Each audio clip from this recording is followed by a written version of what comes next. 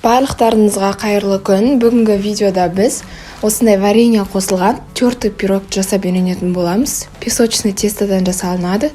Оп-оңай үйдегі бар заттармен видеоны міндетті түрде соңына дейін қарап, жасап көріңіздер.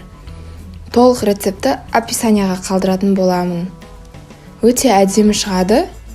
Міндетті түрде жасап көріңіздер.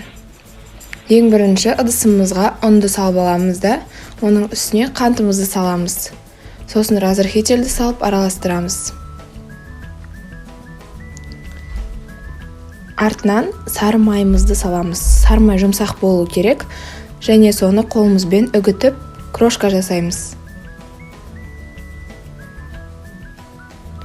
Осындай қалыпқа келген кезде жұмыртқамызды және 1-2 ас қасық шамасында майонезді саламыз.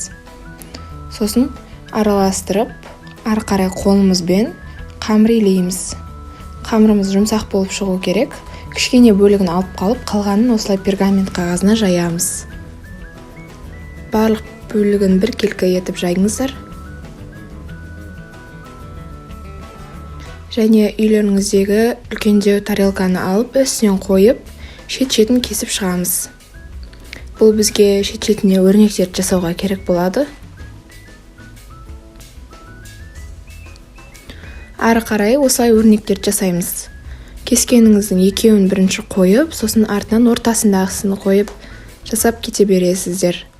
Мен ортасына малинаның вареньясын салдым. Сіздер өздеріңізге қалаған ұнайтын варенья салсаңыздар болады. Және қалған қамырды, алып қалған қамырымызды осылай жасап шығамыз. Және 180 градуста 20-25 минут пісіріп аламыз. Осымен біздің пирогымыз дайын.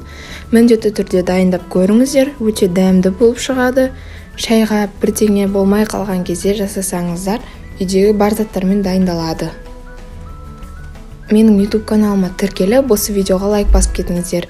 YouTube каналыма кіріп көрсеңіздер, тағы да көп рецепттер салатын боламын. Видеоның соңына дейін қарағандарыңыз үшін рахмет. Сіздермен болған Ақнұр Фудс.